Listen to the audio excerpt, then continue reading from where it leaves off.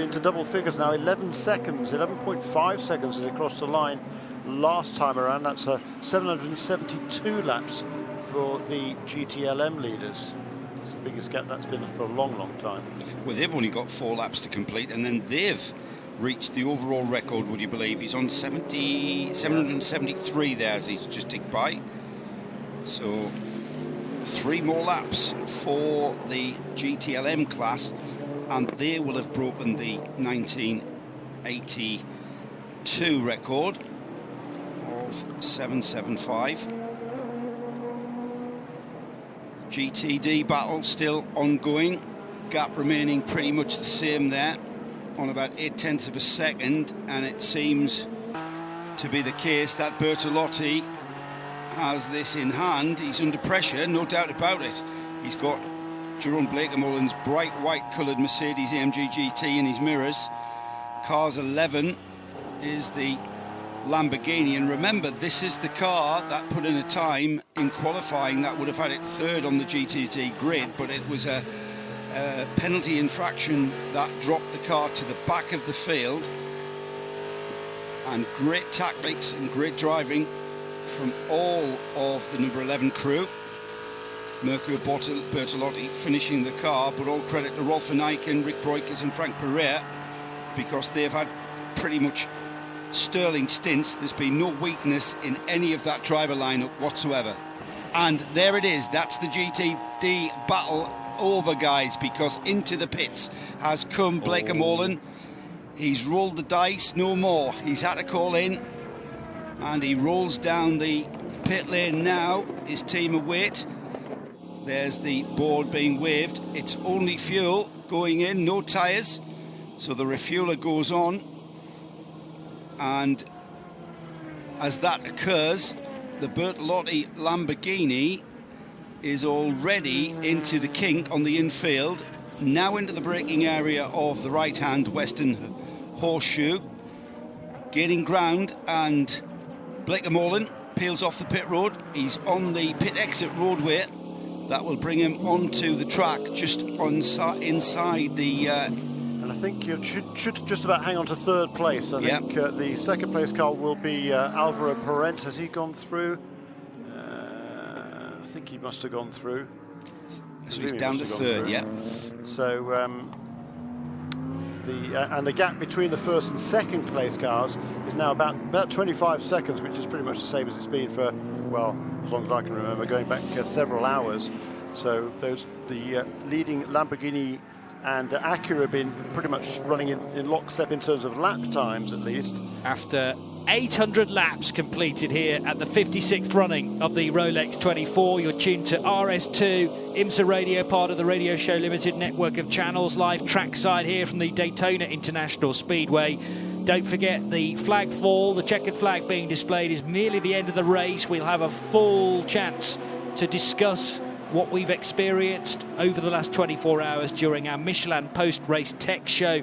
Hashtag Michelin PRT to get involved with that. Fire your tweets to @RSL_studio and to @Radio Le Mans, but make sure you include the hashtag Michelin PRT. And we're also looking for your Spirit of the Race award as well, a typical award, a usual award that we hand out part of our IMSA Radio and RadioLeMans.com coverage, our RS2 and RS1 coverage through the course of the year. And with every race we also crown a Spirit of the Race award. Need not just go to a driver, could be a team, could be an effort to get a car fixed perhaps, could be something entirely different. And with the lack of cautions, IMSA officials are certainly up there with the potential to win that for just letting everybody race. Yeah. 8:01 laps completed. Philippe Albuquerque ahead of now Stuart Middleton. 5:31 and Middleton getting that lap back again. He is still inside that lead lap, is he? Stuart Middleton, the positions haven't changed back again. He's less than a minute and a half behind him now. Excellent. And he in turn is only 27 seconds ahead of Colin Brown, who's brought that gap down quite a lot. Colin's still a lap behind the overall leader, I think. I'm not sure where he is on the racetrack at the moment. Pretty sure he is. Yeah, he must be. but he's half. The gap has come down from almost a minute after the last round of pit stops to half a minute. 10 minutes to go. Excuse me. Oh, excuse me. 27.4 as they come across the line. 27.4. Second to third. Okay, so that is Stuart Middleton in the 31 Wheeling Engineering car and Colin Brown in the 54 Core Autosport Orica. Just under a minute then between the 31 and the 54, and that is second and third overall. Fourth place, Will Owen in the 32 United Autosports Ligier, having completed 797 laps. And we have broken the distance record for the GTLMs as well, because now we're at lap 776 for Ryan Briscoe and Joey Hand, and that's 12.1 seconds the gap between the two Ford GTs. But not only have we smashed the previous distance record for the overall class, but one of the subclasses, in inverted commas, the fastest of the GTs, also gets there too. And that's due entirely to Ford GTs just being bulletproof, it would seem, rocking around throughout the night, barely missing a beat, and they've been inseparable for most of the time as well. I mean, I'm talking tenths of seconds between the two Ford GTs for the main part of this, but that gap's now been opened up to 12 seconds between Ryan Briscoe and Joey Hand. GTD, headed by Mirko Bortolotti, on course for Lamborghini's first ever 24-hour victory, and with a Dubai 24 hours to forget after they had a succession of punctures. I think it was 3 to kick off their race for Grasser Racing Team in the Middle East. The 11 car on course now with this 22.5 second margin over Alvaro Parent's Acura. Did I hear the statistic that Lamborghini have never won a 24 hours? Yeah. So another bit of history potentially. Yeah, indeed. We've only got to wait another 8 minutes for that. I know, and that, to my knowledge, that's not just limited to the Huracan shape of car. It's throughout Lamborghini's vast history of racing, but yet not to this date, having taken a 24-hour victory, albeit with a very Audi-type engine. But you know, that's just the kind of situation we're in at the moment. It's certainly a chassis built in Italy still. The Raging Bull resplendent on the front of that GRT Lamborghini Huracan, the team from Austria who go all around the world now to find their endurance racing.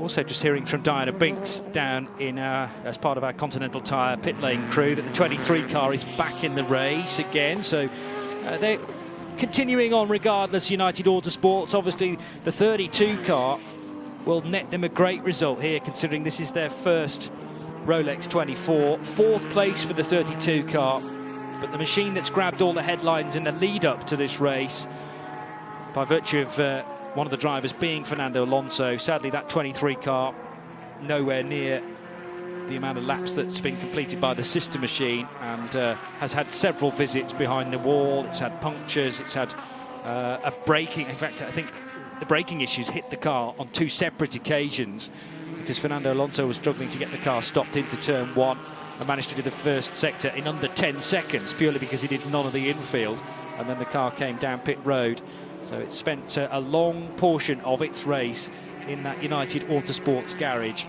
6 minutes to go. Action Express on the very cusp of a third victory here in the Rolex 24.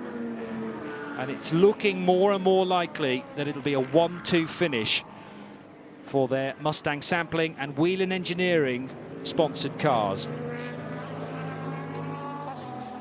Outstanding engineering, outstanding pit wall work, working that fuel strategy to the absolute minute.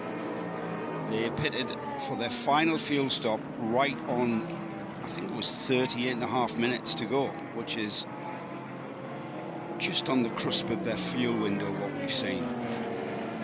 Early this morning we saw the number 5 car and indeed the number 31 car just easing their pace, just bringing those fuel figures back into line and back calculating from the end of this race to that point, and it was quite genius to watch.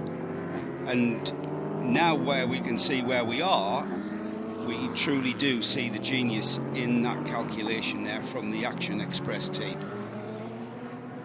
We've just ticked by 5 minutes to go now. 804 laps completed by the leader. In first place in the GTLM class, still the number 67 Ryan Briscoe driven Ford GT, and he's got just under 13 seconds from the second Ford GT of Joey Hand. And the GTD class, car number 11, it's the Lamborghini of Mirko Bortolotti, Grasser Racing. Watching number 7, Acura Team Penske of Ricky Taylor coming off the turn 4 up towards a tri-oval, and he is only about 7 seconds or so ahead of Juan Pablo Montoya, who I think probably wants to redress that balance. Where is Montoya? He's already gone, right, okay, missed that. Yeah, it's just 5 seconds between those two, heading in the final couple of laps. Yeah, and both cars are on the infield section now, roughly around the International Horseshoe, having just completed their 789th laps. And they've completed more than a dozen laps more than the old distance record here as well. Yeah. So the top 10 are probably going to have already eclipsed, well, no, the top 15 have eclipsed that mark. Really remarkable. And that shouldn't be ignored either. The might that is Team Penske, bringing 2 Acura DPIs to the Rolex this year, their first year bringing Acura to the race. And we've seen Acura, of course, represented in GT Daytona, but great to bolster the prototype ranks to a full 20 entries for this year's race. And they haven't had it all their own way, but certainly Helio Castroneves' car at times very easily, I was going to say, taking the fight to the Cadillacs. What I mean is the Acura has shown very similar speed to the might of the Cadillac and the Dallara chassis. So we're therefore set for a close season between those two cars, particularly on the shorter distance races. I think Acura paying at the moment for their reliability problems, but there's always going to be a teething issue, I suppose, in the early stages of a campaign, and Roger Penske and his crew will get that ironed out come the middle of 2018. I was going to say the end of the season, but they'll be sorted out, I'm sure, and they will have learnt an awful lot of stuff. I'd say. Indeed. Well, they've got a couple of months to go away now, maybe do a little bit more development work, but a 24-hour race doesn't half build up the data. They can work out how to fix those little niggly problems as well on the fly far better. Inside the final 3 minutes now, leader Philippe Albuquerque is about to come through the tri-oval with 2 minutes left on the clock, so I should say he's about to start his penultimate lap here, Jeremy Shaw. Indeed, and he's just been overtaken by number 54 car of Colin Brown. That means we now have 3 cars on the lead lap, because yes, it won't be white flag this time, it'll be next time, won't it? So he's still limping around. 1 minute 45s he's doing, 44s and 45s, the race leader Philippe Albuquerque, and Colin Brown now. Colin Brown's only 20 seconds behind Stuart Middleton for second position. Been a tremendous comeback drive by the number 84 team. An historic race here at the Daytona International Speedway, kicking off yet another season of WeatherTech Sports Car Championship racing. Fabulous year in 2017, and we obviously always look forward to this race. It's the biggest event of the season that kicks things off, and Action Express Racing have had good form in the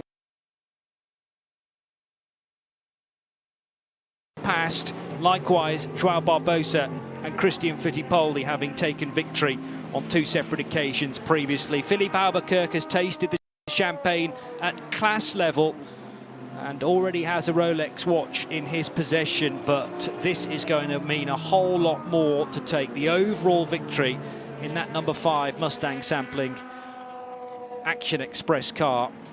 So looking very much like a 3rd victory for the Action Express outfit, but credit to Stuart Middleton, who's been sharing that 31 car with the rest of the regulars at Whelan Engineering Racing. Eric Curran, Mike Conway done a splendid job, and Felipe Nasser as well, with some lengthy stints during the night. Yeah, and in GT Daytona, after making that late pit stop, can Jeroen Blekemolen get back onto the podium? He's only a couple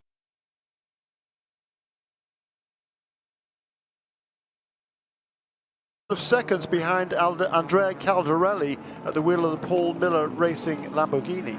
So that's the principally black Lambo, number 48, as the white flag is displayed now for Philippe Albuquerque. And this will be 808 laps then completed very shortly by Philippe Albuquerque of Portugal, sharing with countryman João Barbosa and Brazilian Christian Fittipaldi. Two of those guys having won this race before. Philippe Albuquerque, as I say, with a class win already under his belt, with Stuart Middleton, by virtue of winning effectively a points competition through the course of the British motorsport season. He took British GT4 honours with Will Tregurtha in British GT, and Stuart Middleton getting this drive in the Wheel and Engineering Cadillac. I really don't think he came here expecting to finish on the podium, and indeed on the lead lap of this record-breaking race. It's dreams come true for the young man from Ashington in the northeast of England. Colin Brown flying the flag for the global LMP2 squad, with their Orica from Core Autosport in third position ahead of the Ligier of United Autosports, and then this long line of further Oricas, the 78, the 85, the 99 and the 38 completing the top 8. Ford GT absolutely metronomic in their preparation.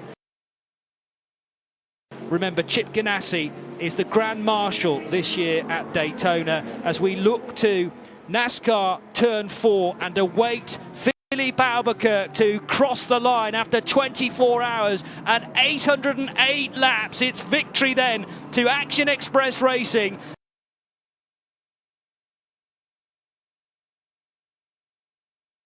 And to Philippe Albuquerque, João Barbosa and Christian Fittipaldi will wait for the Fords to cross the line in a moment or two as well. They're about 10 seconds apart between 67 and 66. But Diana Binks, I'm sure, is very close to Action Express Racing and ready to get some reaction for us. GTD still undecided for third position. It's tight between Caldarelli and Jerome Blake-Merlin. Here's Diana. João, many congratulations. What does this mean to you? 2018, fantastic result. What a start. That was like the longest hours in my life. We had quite some issues with the car, but man, this team is just amazing. It was just phenomenal. We were managing the pace, managing the car. It was definitely not easy, but man, what a win. It was a long time coming. Oh my gosh, I'm so proud of these guys. Action Express, the whole Mustang sampling Cadillac program has been so phenomenal. It's I have no words. I'm super happy. See, you're absolutely delighted and speechless. Congratulations to you and the team. And Christian Fittipaldi, of course, very much a role as a driver, but also an organisation role this year as well, continuing that on as he steadily makes a step away from driving. We didn't get the change for third position in the end. It was tight at the line between Andrea Caldarelli in the 48 Lamborghini and the 33 Jerome Blake-Merlin Mercedes that required that late splash. We still haven't seen Mirko Bortolotti across the line, though, to confirm a win for the number 11 GRT Grasser crew, and they're going to be side by side, the two Austrian Lamborghini Huracans. That's a first win ever for Lamborghini as a mark in a 24-hour race to add to the history of the 56th running of this Daytona 24 hours. Straight back down to Diana Binks. Christian, many congratulations. We've spoken to João. What does this mean to you and the team? Well, I'm speechless right now. We were babying the car since, I don't remember, 8 o'clock in the morning. Like, it's unbelievable, unbelievable. That last hour watching you was painful. I'm sure it was for you too. Oh yeah, it was painful for everyone. I don't know, I'm very happy for the team, Cadillac, João, myself, and Philippe, especially after everything. Well done. That's Christian Fittipaldi with yet more reaction down at Mustang Sampling Racing. And the Lamborghinis formation finish there. The 19 car nowhere near the top 5, but nevertheless they'd found each other on that slowing down lap, and those photographs all important for Grasset Racing team. More reaction from Di in the pit lane. Mike Conway, that was a close one today. You came in second. Yeah, I mean, good 1-2 for the team. Yeah, I mean, all cars fought really hard for every position that they got. So, yeah, we'd obviously love to be winning as well, but great result for the team. Really happy. And yeah, I mean, these are so hard, these races, to just finish on the lead lap. So, all credit to the team and all their hard work. You must be very proud. You all did an amazing job. Yeah, no, it's been fun. Yeah, we all got to be happy with our efforts for sure. So, yeah, go and enjoy it now. Well done. Congratulations to Richard Westbrook. You said at the beginning of the month you wanted this race badly. You are a Daytona 24-hour winner. What does this feel like? And what a race to do it in. I mean, you know, that was just insane. It was so intense, and no team orders, just going for it with our teammates, you know, our real mates. And yeah, it was weird, but it was really, really sweet. 1-2, can't get better than that. You had to wait a year and a half for a victory. Is this worth it? Definitely. I mean, we changed a lot over the winter. New tub. A lot of new crew members. And we just kept developing. It was a tough year last year, but what a way to come back. That's a real good bounce back. We'll go to the victory lane so I can ask you what time it is all year long. All right, you can. So Richard Westbrook winning in the 67 car with Ryan Briscoe and with Scott Dixon. And let's have an opportunity to speak to a good friend of the Radio Show Limited network of channels, Rick Brokers, along with the rest of the crew at number 11. Rolfin Eichen, Mirto Bortolotti and Frank Pereira become the first victory ever for a Lamborghini in 24 hours now with Diana Binks. Rick, I can see you're all celebrating very highly here. Many congratulations on that. And obviously for a Lamborghini, that's a huge result. Yeah, it's really incredible. I mean, we pushed the whole race, and I'm very proud of the whole team. Everyone did an excellent effort, and we made no mistakes.